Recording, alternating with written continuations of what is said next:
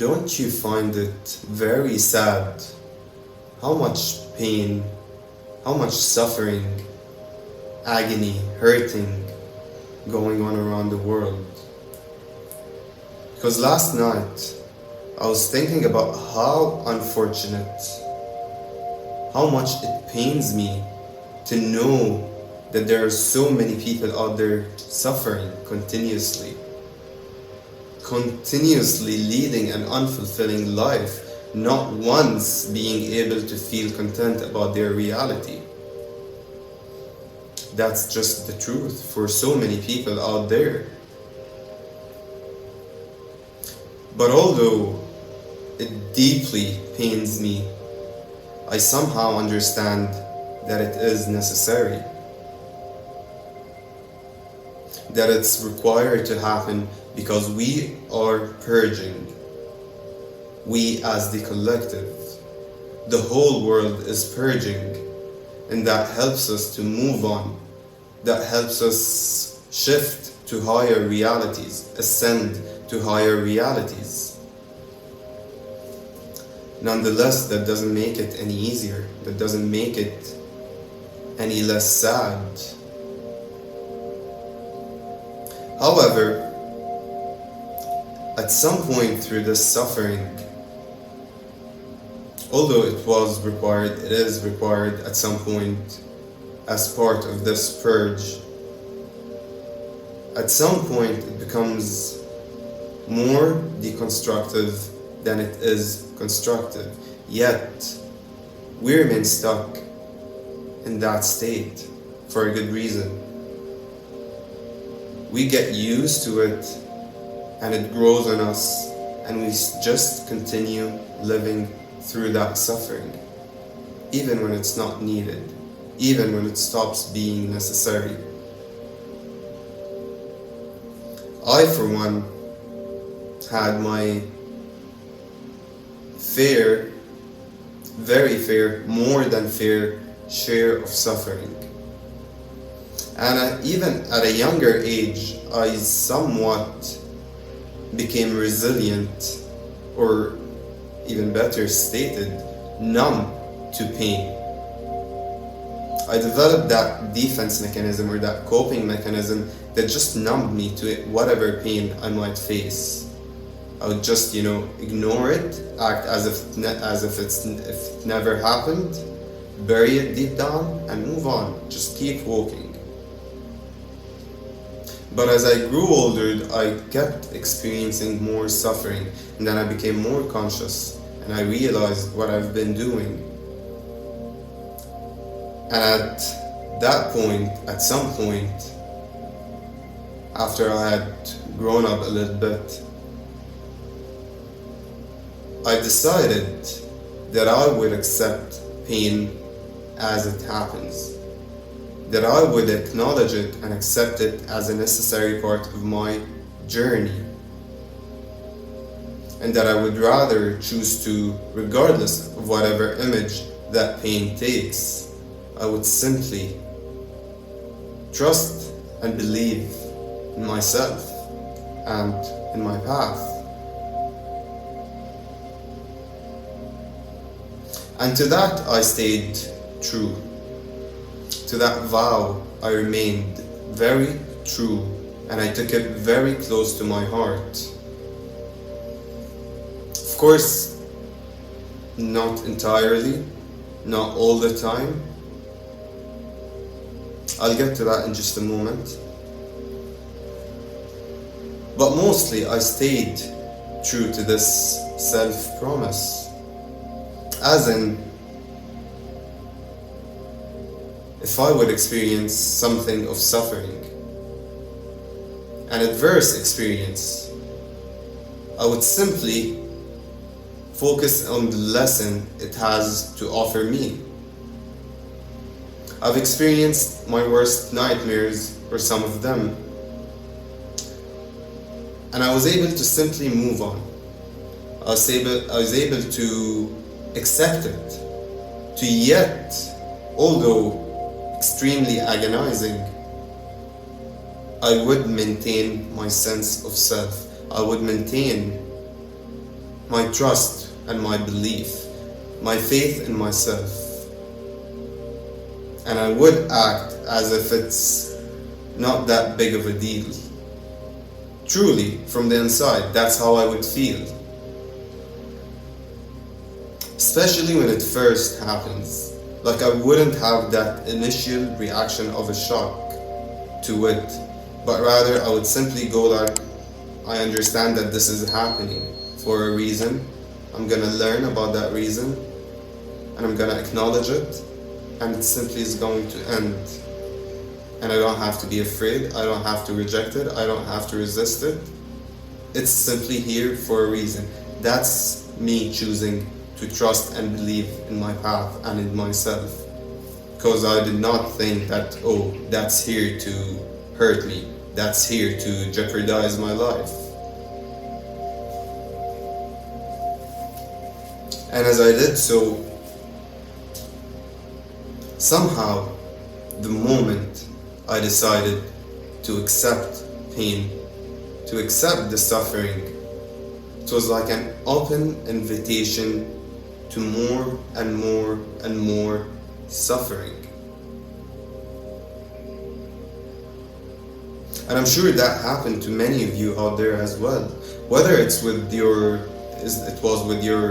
spiritual awakening, your awakening, the moment you've awakened and you've become a little bit more conscious and you started looking at things differently. It was like an invitation that to more experiences of pain, to more agonizing and adverse experiences, because you call on that for growth. Spiritual awakening would call on that for growth, for development, for awakening, for changing perspectives. For all of that, suffering is unfortunately necessary. So,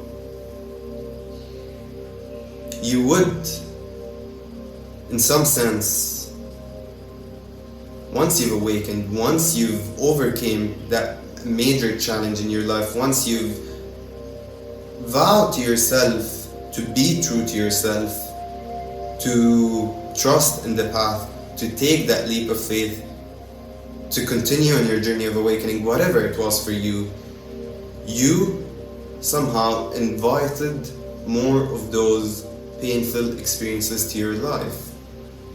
And to me, they just kept seeping and coming one after the other.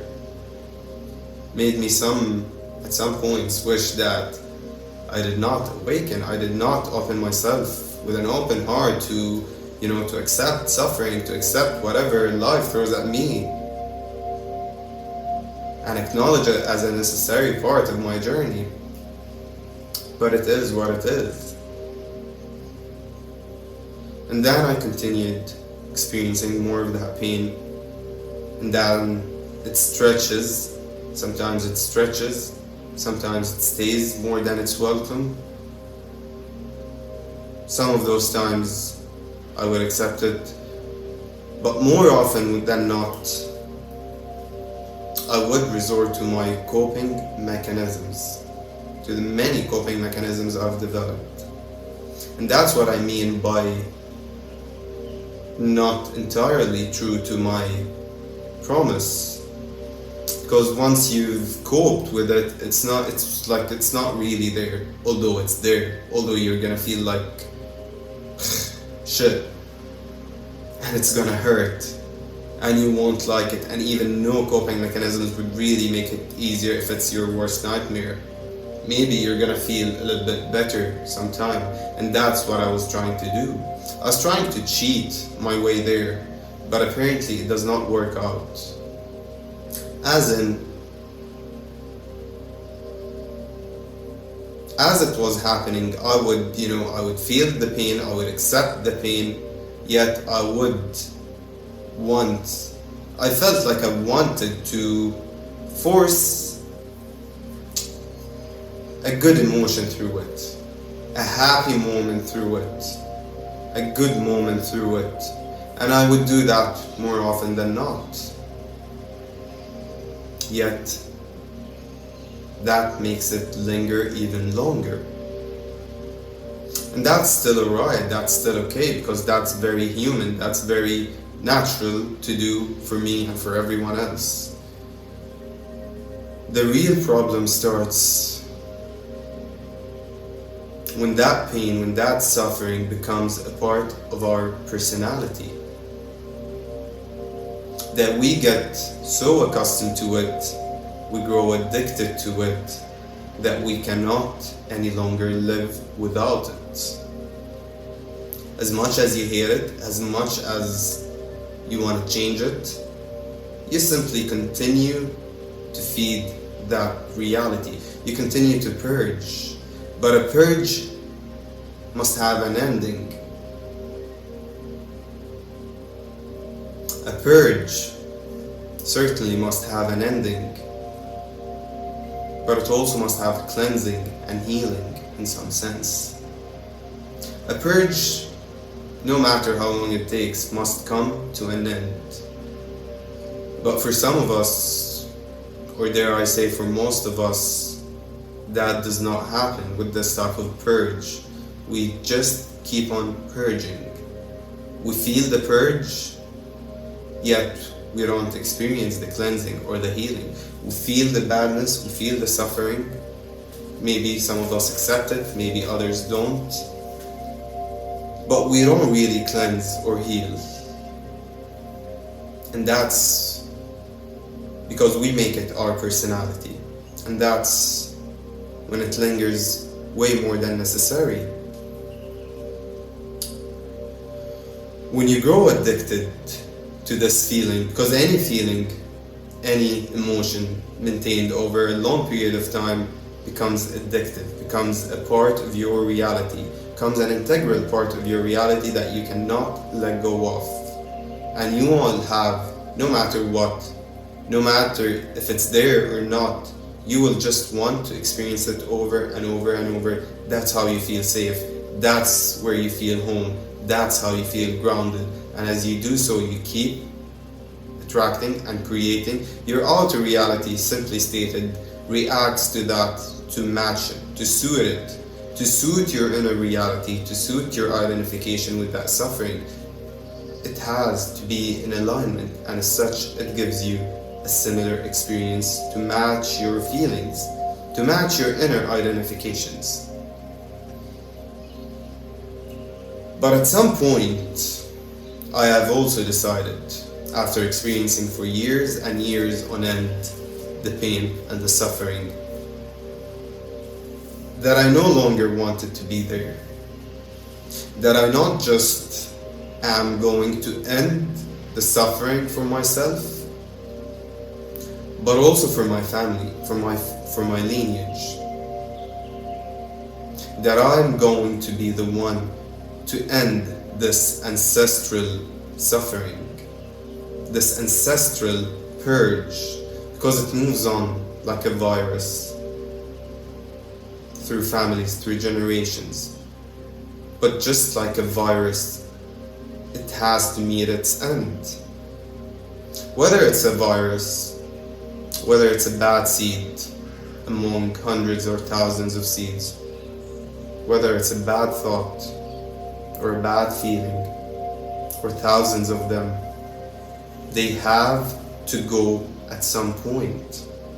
And I've awakened to that, and I've decided on that at a given point in my reality. That I remember very clearly. That was recent. Not recent in terms of years, relatively recent is what I mean. As in, let's say 2 years. But I know the exact moment, the exact date, with the exact experience that led me to make this decision, that I'm going to put an end to this suffering. However, much easier than done. Much easier said than done. Way more easier said than done for this specific task. Because you're going to falter all the time, and you're going to keep coming back, and you're going to have to go in with that same mentality that you are going to accept the suffering, that you are going to accept the failures, because you're going to fail a lot. You're going to try But you've been going through that for decades, and that's been your personality trait for decades. It's not just a mood, or it's not just a fleeting state. That's been you for years on end. So you never can expect it to just disappear at once. And the suffering will keep pulling longer, stretching a little bit more. But you at least have made the decision. And I can feel it. It's happening. It's happening. It's getting very close. I'm getting very close to putting an end. Now, that doesn't mean I don't get to experience suffering in the future. More about that in just a second. But you're going to keep,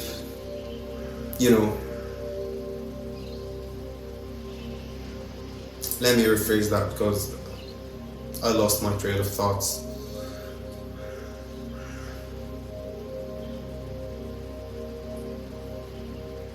So you will have made the decision, but you will keep failing more than once.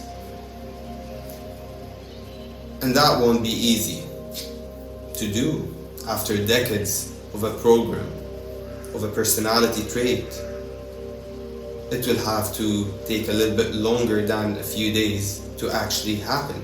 For you to end that thread, that very, very long thread of suffering, that very long negative cycle. But at least it's going to be happening. The problem is when you cannot even make that decision. Because in suffering, we lose a lot. After years of suffering, or even just a few years, a couple of years of suffering, we lose our sense of self. You lose your sense of self. You lose your trust in yourself. You lose yourself to other things, whether to your coping mechanisms, whatever image they might take, or to the suffering itself. You detach so hard from what's happening to you. You reject it so hard, you resist it so hard, but it just keeps happening, so you completely numb yourself against it, and you drench yourself in coping mechanisms. But that also drenches you in self-hatred, in resentment, in jealousy, in envy, and just all full-on negative emotions and low-frequency emotions towards yourself and others and life. And as you lose your sense of self,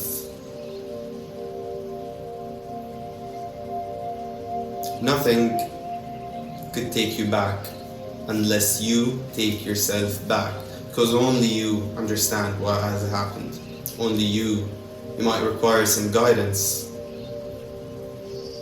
that I would love to be of, that there are many people out there of, but ultimately you have to make that decision to put an end to this purge. Because if you lose yourself, you're just gonna keep getting more and more of that. That's going to become your permanent reality, and you're gonna keep getting more and more drenched with negative emotions and negative experiences, and no coping mechanism will be enough, and you will just keep increasing that intensity of coping and more and more,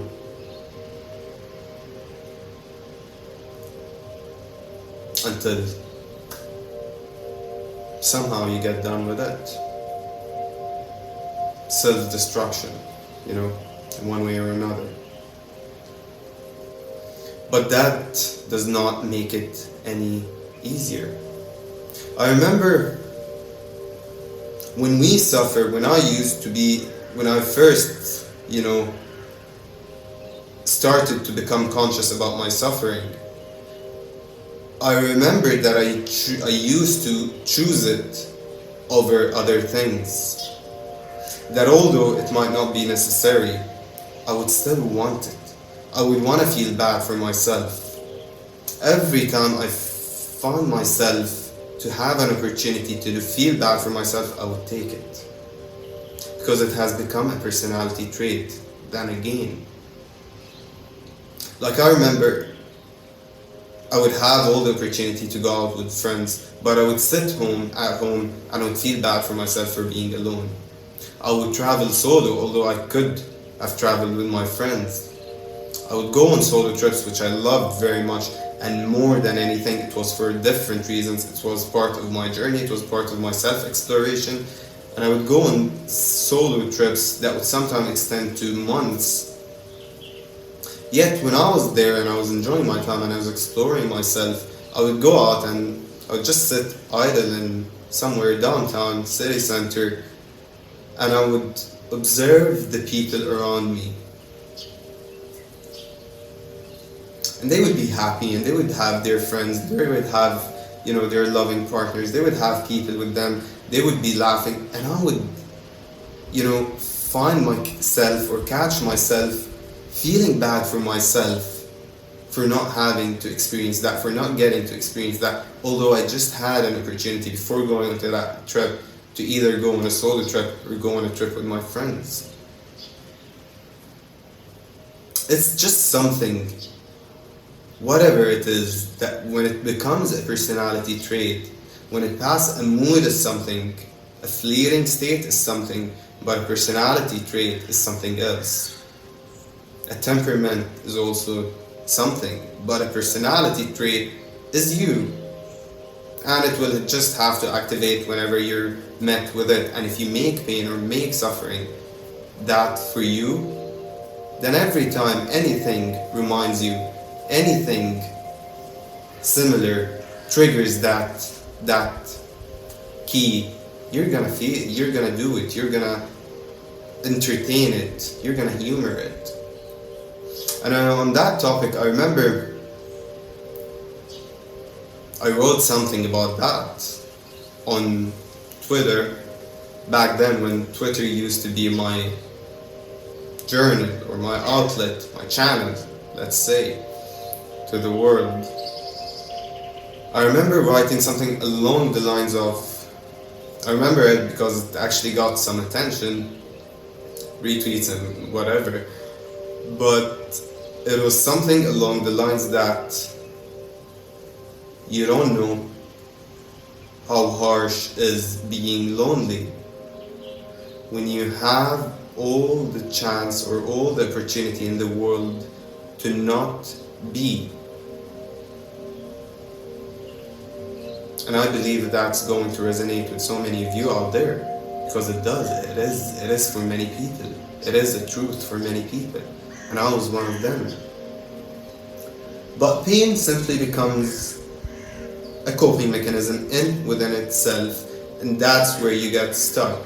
A long while ago, I made a video about some topic, something that has to do with this.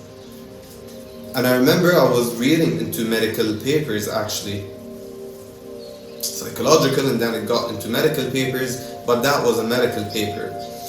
And it was explaining how people who've gotten traumatized by specific pain in their body at some point, whether it's the back pain, whether it's a headache, or whether it's a leg pain, whether it's whatever pain in the body, if they have gotten traumatized by it at one point, they would grow. At some point, if they got triggered and something triggered that experience, that memory of that traumatizing experience, they would feel the same pain even in the absence of the actual nociceptive stimuli. Meaning that although there is no real reason for them to have a back pain, there is nothing whatsoever, they are creating a psychological construct that's making them feel the pain and suffer with that experience. And that's where biopsychosocial approaches to medical patients come in, because it's not just biological need, it's now more of a psychological need that has to be addressed. So try and avoid making pain your personality trait. But if it already is, you have to reverse that. And you are the only one that's capable of that. You are the only one that can make it happen. Decide. It's only a decision away. You have to decide. Because once I've decided, although I've failed many times along that journey, it's been almost 3 years now, and I keep on failing, and I keep on trying again, and I keep standing back up, and I keep choosing to trust and believe in myself and in my path. Because as long as you're failing, it only means that you need some kind of a repetition. You need something again. You need to repeat that cycle. You need to repeat that experience, that trial, to learn the lesson correctly. And so learn to trust in yourself and in your path. Take that leap of faith. Bet on yourself and decide to make it happen. Because I've remained consistent and committed to it, no matter how many times I was about to give up, no matter how many times I failed. Because the other way is to have no way, is that it would be permanent. And that's something I do not accept. That's something I actually don't believe in. I don't believe that any of us is born to permanently live like that. And that's why I find it very unfortunate. I find it very painful to me personally. How many people out there are living like that. So whatever that pain, whatever image or form that pain has taken for you, make a conscious decision to put an end to this purge, because you have purged enough. You've felt all that you need to feel. You've felt, and you felt deeply, and you kept on feeling, but now it's not about feeling. Now it's just something recurring to your brain. Now it's just something that you use to ground. So it stopped being constructive, but it's hurting you. It might be grounding because it feels like home, but it's actually hurting you, and that's what you need to realize. And I know that if you're here, you are ready to put an end to this. If you've watched the whole up to this point in this video, then you are more than ready to put an end to this. So just make that decision and let that purge be constructive and nothing more. Don't fall into that addictive habits. Don't lose yourself in that purge and lose your sense of meaning and your sense of purpose and your understandings and your perspectives of life, all to that addiction. Because you can make it. Just like everyone else, just like me, just like anyone, just like everyone, you can make it happen. And might not be that easy, but it's doable. It's more than doable. There are things that are way more harder than this. So believe in yourself a little bit more. Decide to make it happen. Trust in your ability to make it happen. And obsess over a new reality, over a vision, because that's the easiest way to get yourself back, to claim yourself back, to claim your power back. That's the easiest way. Obsess over something new, a new vision for your future. And go easy on yourself. Take care, my lovely infinite beings. Thank you for joining me today. Don't forget to like this video and subscribe to my channel. It helps me so much, and it helps this video find its way to many more others who might actually need it.